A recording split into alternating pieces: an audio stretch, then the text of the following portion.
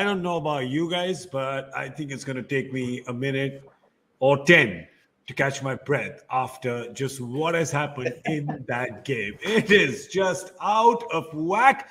Pommie and Shaun Pollock here with me on Cricbuzz Live. Gentlemen, I have a question. We were talking about Little Saturday. Was it happy hours at the Wankhede? Because this game has given us the excitement of two. Polly, come on. Yeah, it was spectacular. I thought we were going to see our first super over of the tournament. It went down to the wire, and Gujarat have got something right, haven't they? They keep sneaking over the line. So, yeah, it was an exciting match. Last ball six for just people who are just sorry to cut you off. But the last ball six hit by Rashid Khan there, 31 not out of 11. On the other side, Rahul Tewatia 40 not out of 21. Brilliant partnership between the two of them. After, Polly, just to add to what you're saying, a bowling effort by Umran Malik, which doesn't deserve to be on a losing side. Yeah, definitely. I mean, second contribution from Rashid Khan in one of these situations as well. I mean, to do it twice in the season is pretty impressive, and we're only basically just over halfway. Obviously, for Jansen, it's a bit of a learning experience. He didn't get to wallow in the fact of how brilliantly he bowled the other night with his three-for. Back down to reality for him. But, yeah, it's a tough one to swallow for Umran Malik in particular. I mean, he was brilliant, 5 for 25. All the excitement around him was justified tonight, 12 dots, and just bowled brilliantly with some really quality pace. But, SRH will be pretty disappointed when they look and think, well, how did we manage to lose that one? Yeah. In a game where, how many runs were scored? It was like 200. 400. Do you know what I'm saying? A 5 for 25. I mean, that's ridiculous. It's absolutely ridiculous, actually, because who goes for fives in a 2020 game? When guys do well, they'll take 3 for, and it'd be like 3 for 28 or something, and you think, oh, they've gone well. But here's a guy where a side first up in the first half have scored 91. It's him who shifts the balance of the game because Wriddhiman Saha was going great guns and he gets the 2 wickets and not yet Wriddhiman Saha. And the game kind of continues on and you think, you know what? They can hang in here, can the Gujarat Titans, and effectively, if they can kind of bat a little deeper, they could still get over the line. But then he knocks 3 more out. And then the doubt really is set in because you're thinking, oh, Miller's gone. The others are gone. Abhinav Mahanoha has turned up and he's had to go as well. Yeah, this is looking too much for them, too much to do. And what it looked like was they were just trying to see him off. And if they believed because he was no longer in the attack, they could win the game. And that's how they get there in the end. It's not often you'd say, here's a standout performance. Here's your man of the match. Give it to the guy on the losing side. I thought it should have been as well. There was another night where it should have been, even though it was on the losing side. It was at 4 wickets in the last over and quite a few runs from Andre Russell. But this time around again, I'm going, that was magic. And he's magic to watch, let's be honest. He is rattling the stumps 4 times. 4 out of his 5 wickets were rattling the stumps. And the 5th one was sort of cramping Hardik Pandya for pace and room and bounce. And Hardik just hitting it up in the air. Little after or soon after, he had hit him on the shoulder and kind of rattled him with that body blow. So Umran Malik was all over Gujarat like a rash today. But at the end, it was this partnership between these 2 finishers, these 2 hitters. Rahul Tewatia, who Gujarat bought at the auction, they really went after him aggressively. And had a few people with question marks, Polly, saying, are you guys sure? And I think Gujarat was convinced that he's going to win them a match or 2. And that's what you can ask for from your players when you're playing 14 games. And he's done it today, hasn't he? He was there. Yes, Rashid may have hit those 3 sixes in the last over, but it was Tewatia who set it up with those hits in the 17th, 18th, 19th, after I think Umran bowled the 16th, was it? Or the 17th, and kind of cramped them. He's the one who kind of launched in and set it up for Rashid in the last few deliveries. Yeah, there's something about him. I think he just gets it right from time to time. He's a little bit like, I suppose, in my experiences with Mumbai Indians and Bhatti Radu, sometimes, you just wonder, well, how come that innings came out? But then after that, like Radu did the other night, he just can play brilliantly and really dominate terms. But I think, what did they get? 70, it was like 71 of 30 balls, was it? As a twosome, like if you add their scores together. Something. Yeah, brilliant. the two. Oh, you're saying you add the two of them? All right. Two scores together. I mean, to think that you would get that contribution once 5 wickets were down. Tewatia 40 of it's 21 quite and Rashid 31 of 11. So that's 32 balls, 71 runs. Yeah. I mean, that's going to win any game. You put that two together. It doesn't matter which conditions you're under.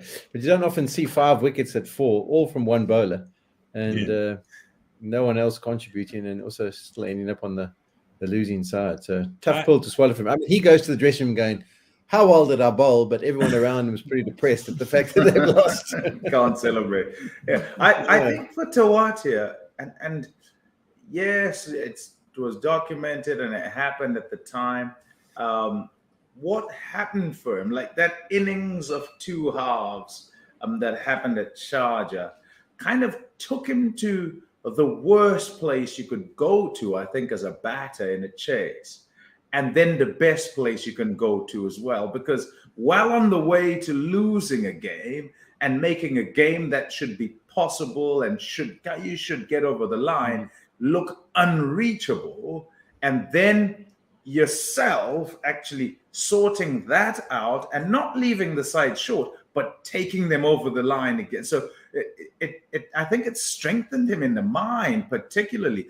He's already kind of a what I'll call a streetwise player, where when you watch him, you don't think technical, because he isn't particularly sort of a technically correct player, but he got good hand-eye coordination, and he kind of hits the ball where he wants to hit it and manipulates it in some fashion to get there. And it's difficult to kind of block him, because yes, he's going to kind of sweep it, but he doesn't sweep it square. He sweeps it further, just in front on that side, and he can kind of play the lap shot. And when he sort of plays offside, it's like a waft, it's a sort of waft that kind of, you're not sure, does he go back or does he go square on that offside as well? So yeah, I think he's a nuggety and a gritty and a kind of streetwise, is what I'll say, kind of player who everyone would want in their side. And if you get into difficult situations, he's the type of guy who'll sort of back himself to get the team over the line.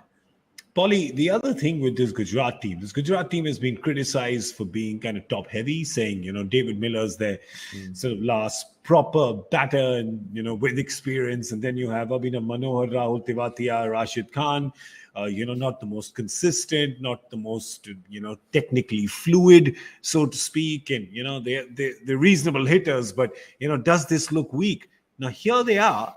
This is probably the second chase where they've really plucked the win out of the mouth of the loss. Yeah, it is. And I think that's why, people look at it and you go to Tewatia, Manohar and Khan. I mean, Rashid Khan, in all the years, how many times has he done this? If you get one from him in an RPL, you'll probably be happy with that kind of performance. And I think that's why when people look there, the fact that he's done 2 already is obviously the surprise. Can they keep getting themselves out of jail? We'll have to wait and see when the big games come, if they can keep producing this kind of form and winning it, as you say, from the jaws of defeat. Then I suppose that's what you want to, big match situations, tight, tense situations. If you can get over the line, as Pommie says, he's talking about Tewatia. Tewatia looked at his ultimate fear straight in the face and said, "No, I'm not going there," and turned it around and came good. And that's what Gujarat are doing in many ways in this tournament. They're looking at the fear of, well, this one's gone and done and dusted. And then, no, we're not giving up on it. And they keep coming out good. So it must be good vibes in the camp. They must feel a little bit indestructible at this stage. It's Ashish Nair, I'm telling you, it's Captain Good Vibes and your former colleague, Gary Kirsten. So there's a lot of good vibes there. You can tell. You can tell from just the celebration that's happening. You can tell from how kind of chill the dugout is. And why not? Of course it'll be chill, because it's cold up at the top, isn't it? It's snowing. up on top of the no way. points They've table. only lost point the to one, is make. that right? Oh, say that again, Polly. They've only lost the one, right? Just the one, yes. One game. Yeah. Yep. Just the one. A point to make, I think, about their batting, which, we'll look at the table, and that's fine. They're just one loss for them, and they've gone pretty well. A discussion that we had early on, and everyone was discussing, was probably the fact that Hardik Pandya comes in a bit early. He was coming in at 4 and has decided he'll come in at 3. And it's worked quite well. He's got the most runs for them, actually, and he's the one who's scoring runs. Him and David Miller, prior to the start of this tournament, would have looked at them and said, oh, these are guys who are finishers in whatever sides they play. And therefore, we would place them probably batting. The highest we would put them would probably be at about number 5. And yet, they're walking in at 3 and 4. And I don't know if you'll agree with me here, Polly, but many of the guys who are strong hitters, who are really good at hitting boundaries and clearing them, they fancy themselves and look at themselves as more than just that. And so what's happened in this team is these two guys who might be viewed as just that, hitters and finishers, come in, bash it, play cameos of 10, 15, 20 balls, get the side over the line, have now been given roles or taken roles as senior batters where they must bat first and then kind of build to a crescendo where they can then play their shots, which everybody knows they have. And they're quite, they back themselves to do that. Miller showed it. Hardik has shown it through the season. And the guys who come after them are their finishers. Your Tewatias and your Rashid Khan, your Manohar, they're the ones who are being given this role to say, we don't want you to go out there and face 45 and 50 balls and build and then whack it. No, we don't want you to do that. We want you to be good at playing 10, 15, 20 balls. And if you can do that and you get us some boundaries there, back your game, go at it. Let's see how we go with that. We'll put the responsibility of building innings on these guys who've played quite a lot of internationals and also have had the experience of trying to finish at the back end. But we want them to go along, have a bit of a run up, and then unleash themselves at the back. If it doesn't work, then you guys come in. So it's okay. And it's working so far. Yeah, and I think, Polly, the move to make Hardik captain, because Hardik's, the criticism has been over the last few years, he's a bit of a maverick, right?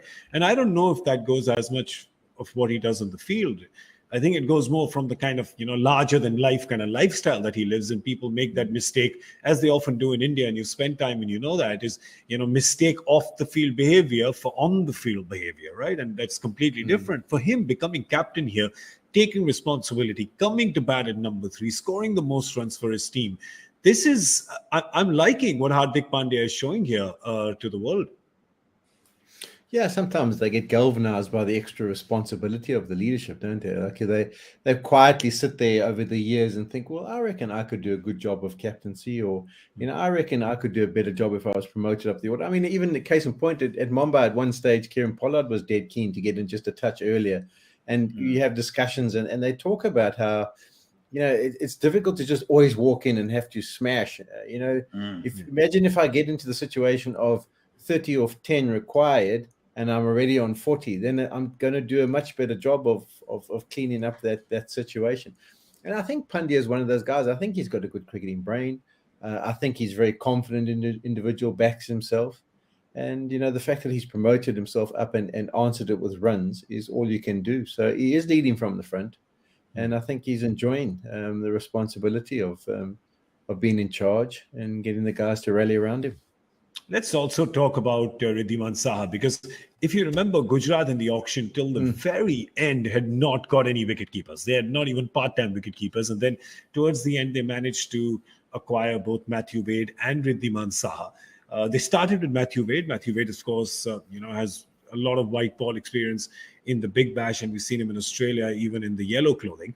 They went with him first, and then they've come to Saha. And Saha, Pommie, is one of those underrated T20 gems. Whenever he's got a chance, and people keep looking back to his 2014 final century that he scored when batting for Punjab and opening there. But even when he got the limited chances that he got with Hyderabad, up top, you would see that his strike rate would be high. He would not be afraid to take the bowling on. He did that today. It's really come off. That's a big tick because it gives Shubman Gill a little bit of breathing space. It gives the captain Hardik some breathing space at number 3. And all in all, you've got one opener who's a dasher coming off, getting 68 out of 38. That's a big plus for a team which is anywhere swimming in pluses. I tell you what was important about when you started talking about Saha is when he has been given his opportunities up top, right? So it's important to identify where guys can give you what is their optimal performance. And as far as Wriddhiman Saha is concerned, I think that's where he fits. So you want him to start up at the top because if he walks in with the field back, and right now, more so than, let's go back 6-8 years, whatever it is, he's probably developed his game a whole lot more. But if we're looking at sort of the body of work and where to say, where is it that he would struggle? It's if he walks in at number 6 and number 7 as the keeper of the side to try and play 10 and 15 balls where he whacks it out the ground.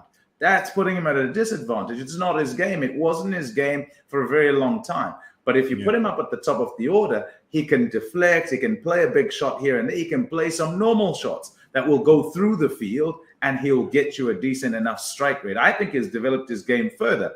And that spot up at the top is a spot that he could occupy. It happens sometimes, though, that you go to or you are at a franchise where the opening partnership is solid and doesn't allow for you to be up there. So here I'm talking about Bairstow, Warner. How are you going to get up there? You're not going to play in that side. Even Williamson couldn't get up there. So exactly, that's just unfortunate. You're not going to play in that side, and so you end up being probably wasted resources and needing to kind of revamp yourself so that wherever you turn up next, that sort of thing can't happen. You must prove what you can do up at the top. And tonight, he was absolutely fantastic. Without that start, they don't get that finish. And even if they get that finish, it's not quite enough. Such a good point.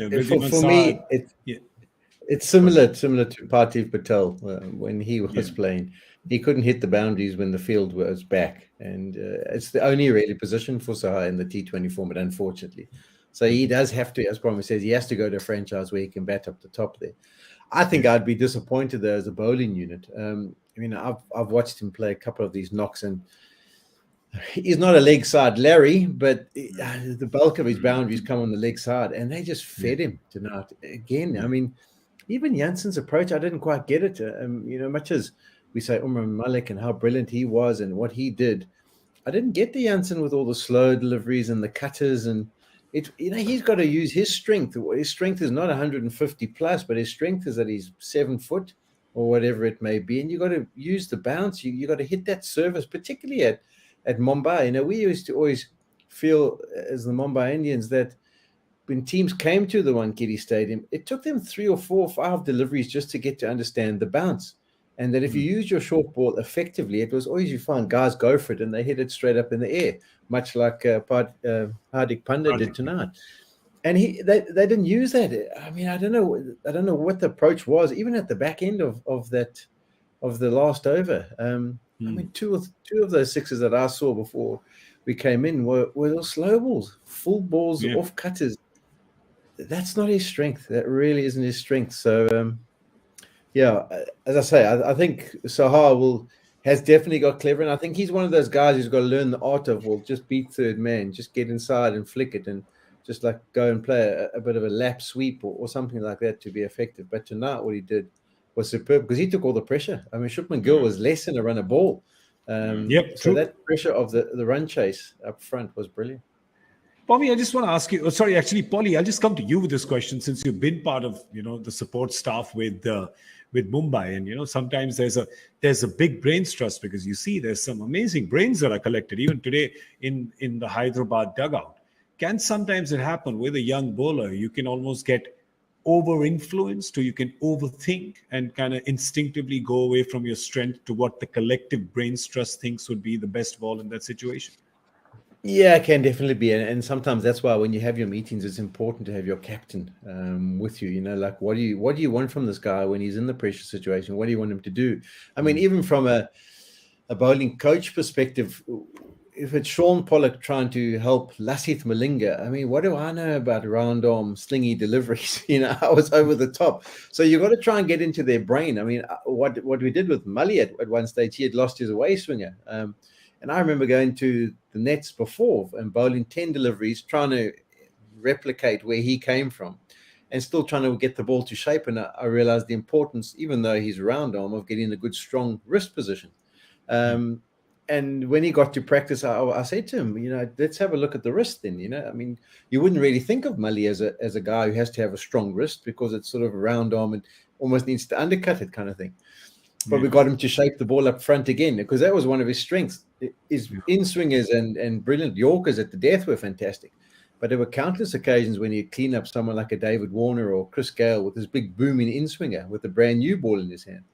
So I think that's the case in point. So even like if Dale Steyn, for example, is working with Janssen, I mean, working with Malik is completely different to working with Janssen, where it's like almost Morne Morkel would be better equipped to work with Janssen because he was a tall guy who hit the deck. And when do you use that to your advantage? So it is an important point you make. You have to try and take into consideration what's the strengths of that bowler and then what the captain's going to require from him and then what his tactics should be. There was a big chat. There was a very big chat before that last over with Williamson. And I was sort of trying to glean something and from what they were talking about and what he was saying. But I can't lip read. But what I feel is important is when you have guys who have some sort of experience, and Marco Janssen's young, is only learning actually, and just because he's played a few games for South Africa, there may be the tendency to think that he's got it down pat, he knows what's going on, and he knows what to do. It doesn't necessarily.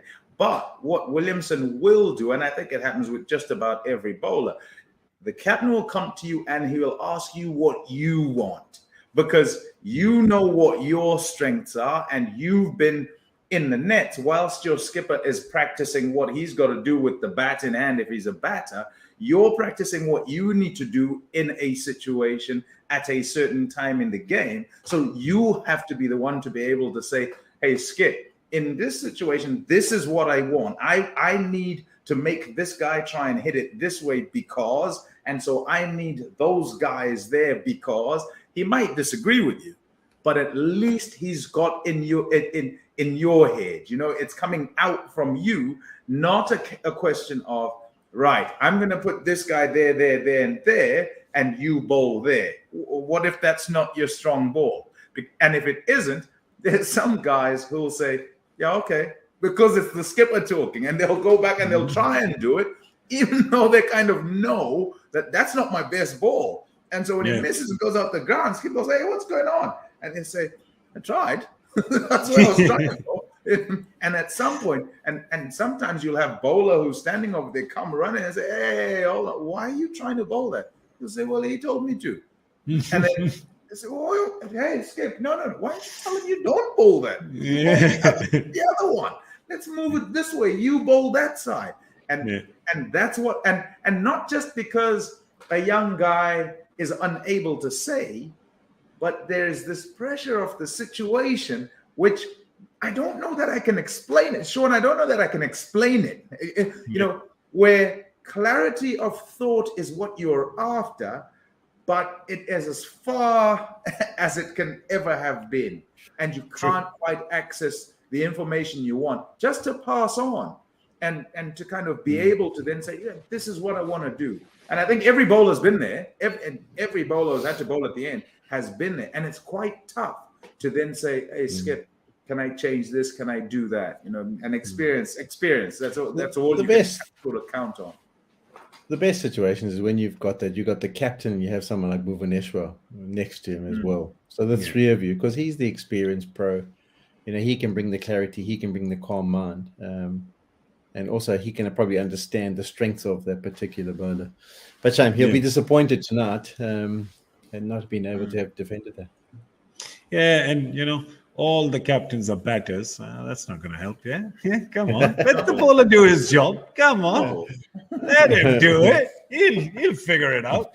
Well, anyway, today we'll just talk about the captain before we round up the conversation. Obviously, no questions, absolutely, about Kane Williamson's captaincy, because that's spot on.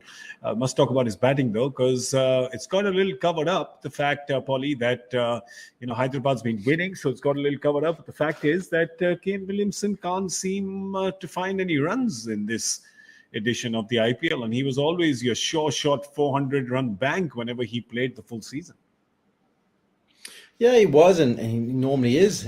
I think it's almost a predicament that SRH has found themselves in. Was it last season with Warner, where it's a similar thing where they had him at the top of the order. I mean, the thing is that their success was almost based on a top three that was informidable, wasn't it? It was where they just kept producing. The three of them got those massive amount of runs, and every time it was either one or two or three who got contributions. So it is a worry for him. You would just think that with his ability and talent, he should be able to get it right. It's much like you sit and think Sharma, it's only a matter of time. Kohli, it should be only a matter of time. But I suppose that the longer it takes, the more it starts to weigh on them. He hadn't played much cricket, though, in all honesty, is it? Coming into the IPL, that's the big point for me. I mean, we watched South Africa play against them just before they got there, and he was injured and didn't play much. And that's why, I mean, I always used to say, one day series or T20 series, if you come off a test match series, you're ready to go because you've got all that bowling and batting and whatever you need under the belt. And he's had limited cricket, so that might be the case in point. Yeah, barely any cricket, Pommie, in the last 6 months. Yeah, 100%. I think that's exactly it. Injury has meant that he's been on the side of the field. During those test matches that Shaun is talking about, he was there at the second one, I think, and he'd have been hitting balls, lots of them, to try and get himself in some sort of condition to keep hand-eye going and so forth. But try as you might to replicate, out in the middle whilst you're hitting balls in the nets, it's not the same. And even for the best of them, and Kane Williamson is one of the best, it will take time for him to return to some sort of form. When he turns the corner, then, it'll be okay. It's better to be for it to be happening this way in a team that's going well and winning, because then you can carry the guy. And it's not such a problem, Yes, you want it to turn pretty quickly, but the side's going okay.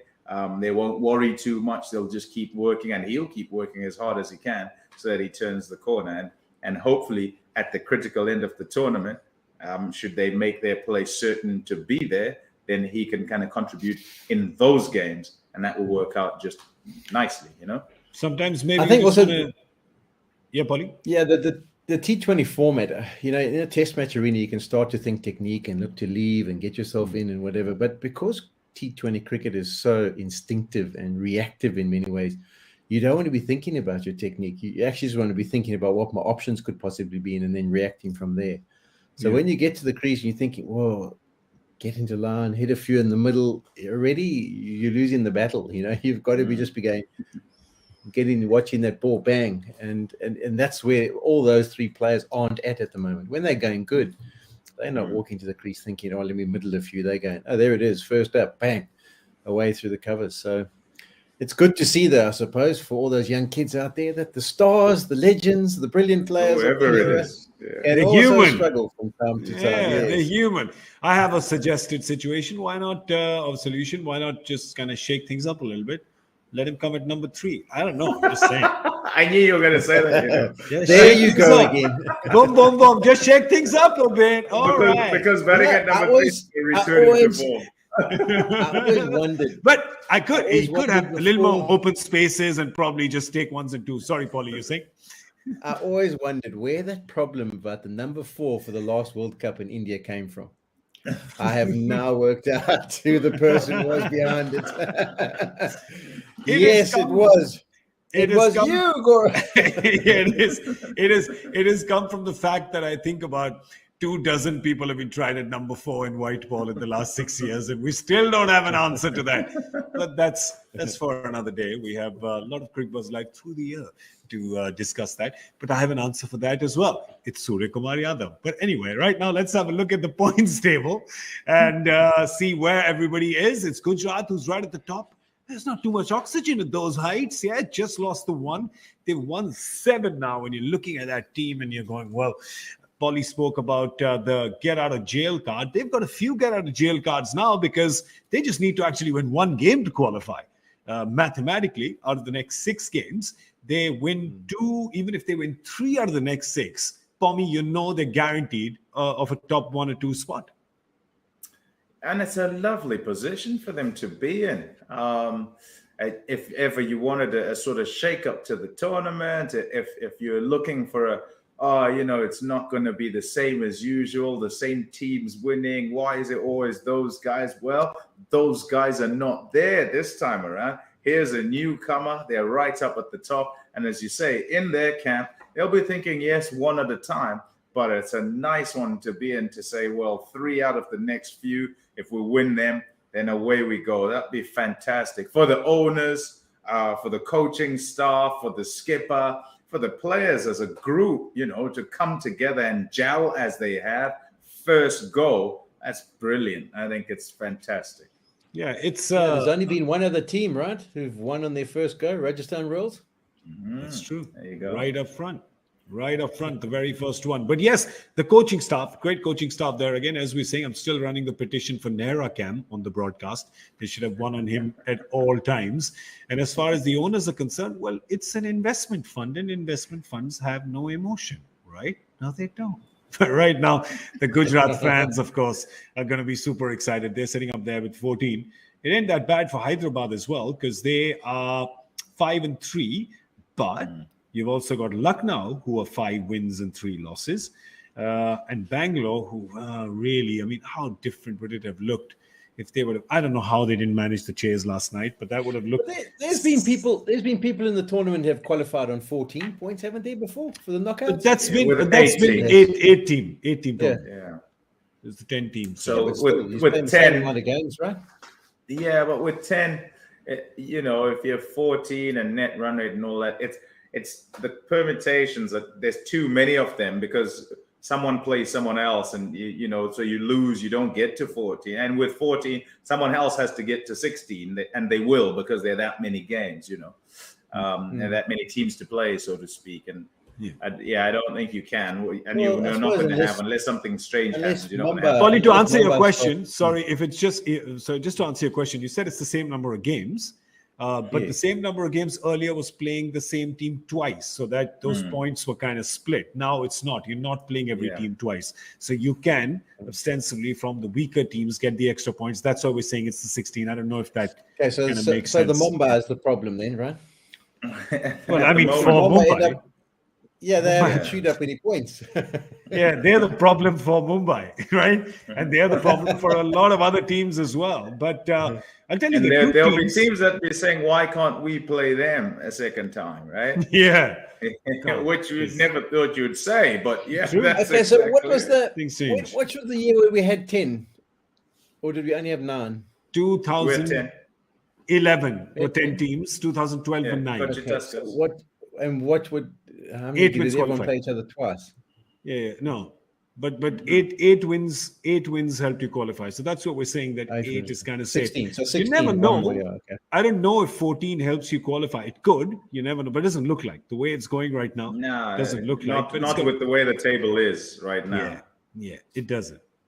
But you know what Polly's done? Polly's just thrown this random Scenarios.com question to us. Scenarios.com. Scenarios.com. And Pommie and I are trying our level best with our broken math to try to explain this to him. Okay, so from tonight, what we're going to just say, right, because you guys have been so vocal on this, there will be no one qualifying on 14 points this year. Done. I'm going to say that, yes. Okay, good. Thank you. On record, thank you. We're doing it. We're both going on record and saying no one's qualifying at 14. Yeah? Come on, we gotta commit, right? We gotta shake things Yeah, up. we've As I committed said, already. shake things up. We've committed already. Don't worry It's a about good that. thing. It's a good thing I've got these martinis just lying handy here, right? It's a good thing. Helpful We as a wondered prop. what was going on. Yeah, just it's the little Saturday, as Polly told us, right? It's a happy hour. Okay, well, there's two teams who could be happier, and their personnel would tell us that they'd be kind of better placed than they are right now. These are the two teams that are playing tomorrow. Polly, you think safe to say that they would have thought they'd be better than 7 and 8 on the points table halfway through? Well, I tell you what, you tell me that Delhi, Kolkata, Chennai, and Mumbai would be your bottom 4 sides at this stage of the And you tournament. throw a stone at us, thinking I would have said you've got your table upside down. That would have been Oh, you would say, drinking too many martinis. You've got your table upside down. But that has been the big surprise. But when they play each other now, it's do or die in many ways. They really can't afford too many more losses if they want to get to the business end of the tournament. So it's normally a very important encounter when the two play. It's going to be important again because they're falling well behind. Also, if you remember, and we really hyped it up, Pommie, the first time they played each other, but there's a few scorned on both sides here, right? I mean, as we call the point to prove 11, there's a captain of Calcutta who was actually captain in Delhi and was kind of let go, or there was a change of guard. I don't know if he completely agreed with it. Obviously, he didn't. Then there's an Indian level spinner, test spinner, who was sidelined by the Calcutta team, who's now one of the kingpins of the Delhi team. There's some interesting battles within battles here.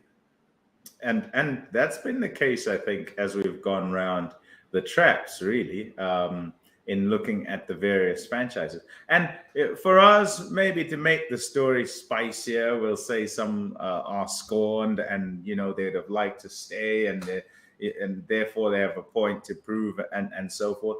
But maybe it also just boils down to you can only have one, you can only have 3, you can only have 4 as you retain players. And more to the point, you can only have one at a certain salary, right?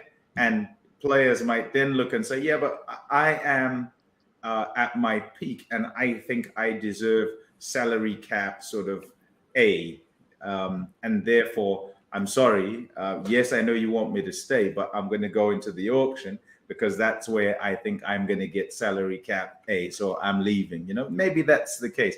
Whatever the story is, when they then play their former team, there is the need, let's put it that way, the need without the LE at the end to perform and kind of do well, just kind of to prove a point 11. Yeah, just that extra. Not that any of these professionals need extra motivation, but sometimes there's just a little more afterburn on the rocket as it kind of goes through the toposphere, right? Maybe that's what it is. It brings some teams just bring out it. And Polly, you'll tell us, I'm sure even internationally, there were some teams that just got that extra yard of pace from you, just that extra spring in your run-up. Well, it can even be down to when you're sitting and watching another game at home and you see a guy behave a certain way and you think, when I get a chance, I'm going to try and sort him out. So you actually, that's what they should do. I mean, the subplots, you can't even begin to understand some of the emotions and thoughts that go through players' minds at times. And that's why often your best players have got the calm mindset and aren't worried too much about it. But there will be guys with the point to prove, and I want to guess. I don't know why, but all I'm thinking about, Pommie, is the ones that Polly wanted to hit on the head while watching. Not me. I've got a few names. I'll text you. Text you later. Text me. I will. Let's have a look at the Delhi squad. And the one question is, Polly, how much are they missing your boy Andrik Nokia? Yeah, I think they are. The Fizz, I don't think he's settled in this Delhi squad as much as he could have. He was brilliant for SRH, but hasn't quite looked the part. And we saw what express pace can do tonight. So I'm sure they would love to have him available. I don't think they're going to go that route. And if not, then Ngidi in place of the Fizz. Yeah, it's another guy I feel for. I mean, Lungi basically sat and watched the whole season for Chennai Super Kings last year. I think he played one game, and now he's on the sideline setting. The unfortunate thing for him, just the nature of the beast, is that he thrives on the more he bowls. So when you're in the nets and you're just bowling your practice spells, to get into the middle and be expected to perform on that one occasion. And that's the problem when you sit out for so long. Often you only get one opportunity. Okay, well, let's see. You've been around for a while. Here you go. Okay, well, it was average. We'll go back to the other guy. So it's a bit of a poison chalice on the side, and I'm sure he'll be chomping. But I think from what we saw over the last 2 seasons for Delhi, I think Anyak Nortje at his pomp and performing like he can, I think that is being missed. I mean, half the season gone. What has to be said, has to be said though is, from the time he did play, there is the evidence, once again, like we were talking about with Williamson, of not enough cricket.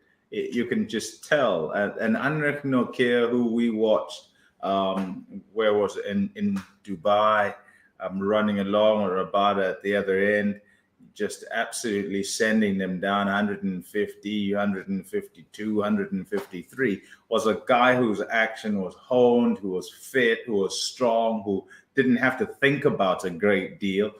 And so everything just came out as should. But now, and as would happen, I guess, if you haven't had a whole lot of bowling and you've also been injured, number one, the psychological issue of the fact that you've had some sort of injury. And then rather than kind of feel it come out, you try and force it, and it doesn't necessarily go how you want, because normally works when it's done easiest, if I can put it that way, when it just kind of flows through and the action's going quite nicely and he's got rhythm. It's unfortunate that injuries happen and you've got to kind of get back on the horse pretty quickly. But yeah, they'll be searching, he'll be searching, and I think they'll try and get him back on the park. If he's back fit again, and they said that he was, they'll try and get him back on the park. When Gidi would be quite good, I think, as well, is that he's a power play guy. In my mind, when he's been most effective is when he takes wickets up at the front and sort of is utilized more towards the front than at the back end. That's kind of how you'd look at him. So if you have a Fizz in, and I know it's about a balance of a side, but if you have a Mustafizur in, you want to kind of think, okay, Mustafizur towards the back, middle and back, and Gidi front and middle. But then, balancing those 4 is not so simple then. Yeah, no balance for Calcutta as well. They've lost 4 in a row now. And, in the 7 games that they've played, it's not looking good for them in terms of, or the 8 games, that they've played. Polly, they've gone through 5 opening combinations already. So, extremely unsettled, aren't they? Yeah, I mean, I think they got the decision to bring Saudi back. I think that was a good call. He did obviously answer the call, 3 for 20 odd in place of Pat Cummins. But yeah, it is a strange one, and sometimes you wonder how teams get to these situations. But I mean, if you had to say, what's the stock standard formula to teams winning the IPL? And invariably, it's a settled top 3 that perform. It's not rocket science. I think if you go through every winning team from the 14 years before, you'll find that there was a settled top 3 or 4. And all those, in general, 3 of them were performing. So when they chop and change, you do wonder sometimes. It's like it's roles that you want to play, and you start to feel comfortable what you're trying to do as a player. As much as you've got, as we talked about, you talk about Rohit Sharma, Virat Kohli, Williamson, unable to sort of get things going. It's the same thing when you fiddle with people's roles at the top of the order. Yeah. That's Venkatesh. I mean, what did he do wrong last year? He was the success that got him into the playoffs last year and almost got him over the line was 7 or 8 performances from him at the top of the order. That was the key to their performance. So, yeah, I don't know what the thinking is, but I'm a bit surprised by it. Yeah, and now Pommie, they've suddenly got him as finisher in a team that didn't really have the problem of finishers. Yeah, and why do they need help with finishing? Why do they need him to try and help at the back end to finish games? I don't think they do. Um, I'll throw in sort of Sunil Narain and say he's happy enough down the bottom there to do whatever job you need. But before you even get to him, if you have a Shreyas Iyer who walks in at number 4, you're fine with that, So why not Venkatesh Iyer up at the top? And that's kind of how it's worked. So why not? And like Polly said, I don't know why. You want your players to be in the positions where they can perform optimally. All your players. So when you think of Venkatesh Iyer, whoever you are, right, you're not going to slot him at number 5 or 6 in a 2020 side. It doesn't matter what color he's wearing. If you want him to succeed, and it doesn't matter who's playing in that side, if you want Venkatesh Iyer to succeed, you bat him number 1. And that's so why aren't they? I don't know. I don't know. I think also the conundrum for me is someone like an Ajinkya Rahane. I really can't understand how someone can't, I don't know, well, it's not reinvent, is it? Is it just maybe give him a different approach? I mean, to think of Riddhiman Suhai and what he plays, I mean, there's no reason that Ajinkya Rahane can't play a similar role. I mean, Jinx hits beautifully over cover, short pitch deliveries, he pulls nicely. I mean, the art of just getting onto off stump, working it past square leg, or giving yourself some room, running it past third man, that's where I'd be focusing my attention, because a guy of his ability, he can play against the quickest bowlers in the world and stand up technique-wise. So, I mean, I suppose those are the issues that you put a guy at the top of the order and he doesn't really get you. I gave him 3 or 4 games, I think, at the start. But if he settled himself down and strikes at 130 odd, and you go Venkatesh Iyer the other side, then everything else falls into place. Well, here's the thing. Calcutta seems to have, a lot of questions that they can't find answers to. And they seem to have a lot of answers for questions that aren't being asked. So that's the same thing that it sounds like joy. Yeah, that's a brilliant segue. Brilliant segue to go into our joy factor question and answer. Thank you, Polly. You're doing the job for me. Thank you.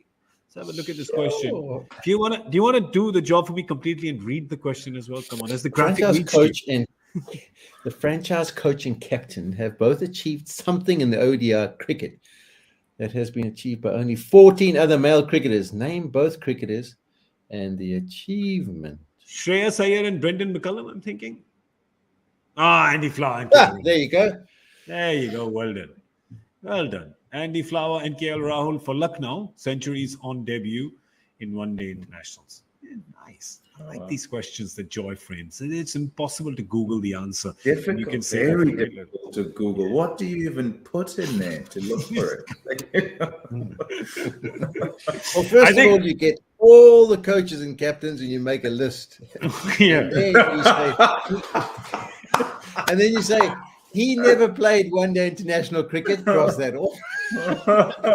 And you narrow it down to 6 couples and you start thinking. I think what you need to Google, it's probably easier, is saying, what's the answer for the joy factor question today? And you hope that somebody's cracked it before you. That's the only hope, really. But if you would have Googled that today, this person's name would have come up, the first person to answer it correctly. Yeah, Shubham Mane, well done. Shubham Gill didn't do too well today, but Shubham Mane. We know Sadio Mane did very well the other day, Liverpool against Manchester United. No, Pommie, sorry. Never mind that. They'll be hoping he plays Pommie. well tonight. Sorry, Pommie. They'll be hoping he plays well tonight. Sorry. It's Champions League semi-final, isn't it? I've got 2 United fans here with me. All right. Okay. Is it time to go? Moving on. Is that the time? Oh. Is that the time then? All right, I've got a football match to watch, so I'm going to scoot out of here. But congratulations, Shubham. Well done. And if you like this kind of trivia that Joy keeps bringing up, how can you not? You have to love it. You also have his brand new show called Retro Reels, which is streaming only on Cricbuzz Plus, worldwide. So sign up and subscribe and you can watch it. He's got some really out of whack trivia on this. So you really should go. It's pretty good, Pommie, isn't it? The Nutty Professor. Nutty Professor. He is our little nutty buddy, Professor Joy. That's all we have time for, gents. Either one of you here tomorrow evening, by any chance? Haven't scared you on off? Friday. Maybe? Not you? Probably I not think you? we're both Friday. What's tomorrow? Oh, and I've got the day off on Friday. What is this? What's going on? Why are they putting a spoke in the wheel of our Friday bromance? then, and Saturday Sunday, what? Friday then. It's Little Saturday today. And it's Friday tomorrow. I don't know. It's all reversed. The table's upside down. The calendar's upside down. We are upside down. I got to go shake a few drinks. It's time for us to scoot out of here. Big thank you to Pommie Mbangwa and Shaun Pollock. Thank you so much, gentlemen. Thank you for joining us on Cricbuzz Live. I'm Gaurav Kapur. Big thank you to all of you. See you at 7 p.m. tomorrow. We're going to be streaming live and worldwide Indian Standard Time. So do join us then. For now, it's good night.